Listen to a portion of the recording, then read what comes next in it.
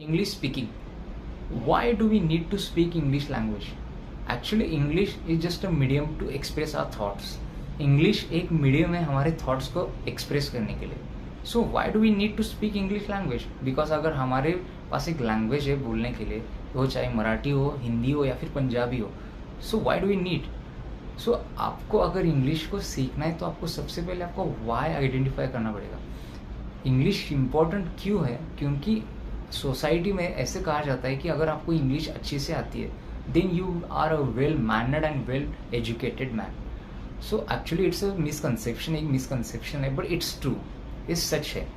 So English language को बोलने का तरीका बस एक ही है कि आपको सबसे पहले आपको वाई आइडेंटिफाई करना पड़ेगा.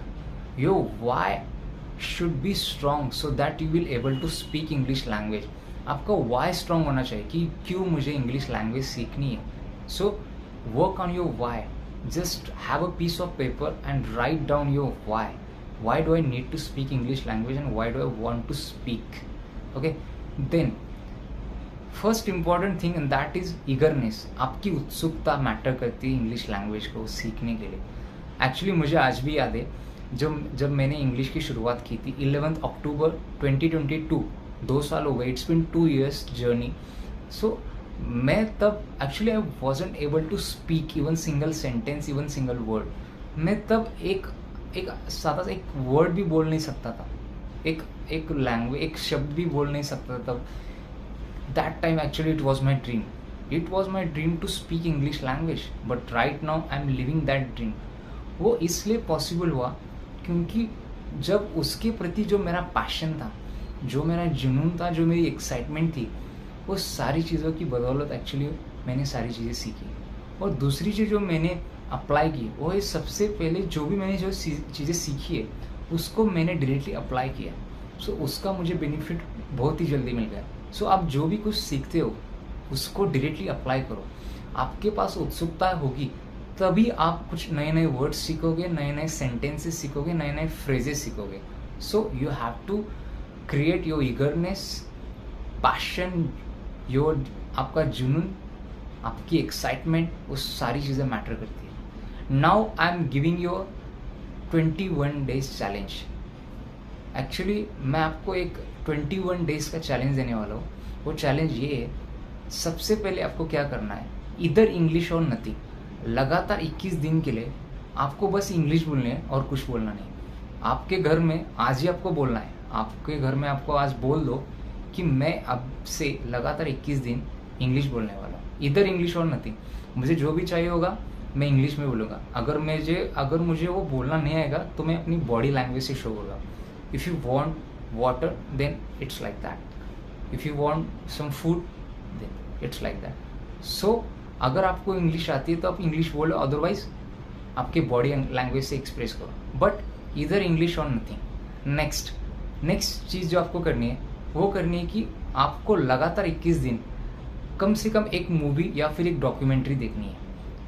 1 movie 1 day विथ सबटाइटल्स. सो अगर आप एक इंग्लिश मूवी देखोगे विथ सबटाइटल्स तो होगा क्या कि आप कुछ नए नए वर्ड्स सीखोगे, नए नए फ्रेजेस सीखोगे, नए नए सेंटेंस को कैसे उसको मैनिपुलेट किया जाता है, कैसे उसको एक्सप्रेस किया जाता है, वो सारी चीज़ें आप सीखोगे.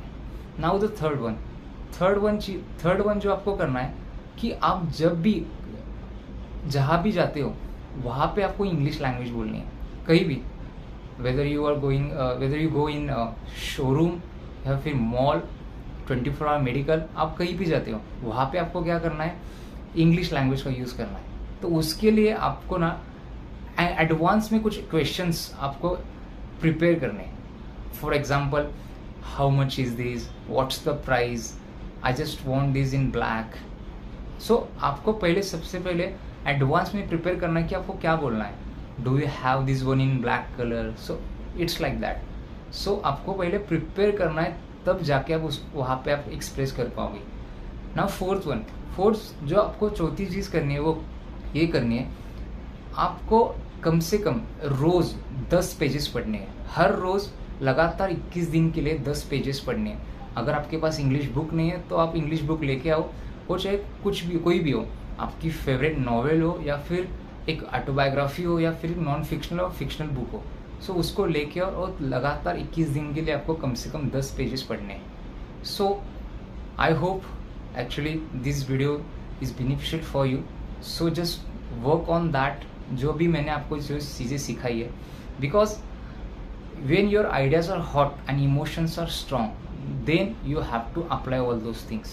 जब तक आपके आइडियाज हॉट और इमोशंस स्ट्रांग है, तभी आपको उस चीज़ को आपको अप्लाई करना है. Because ideation without execution is nothing more than illusion, delusion. So just work on that. I will see you in the next video.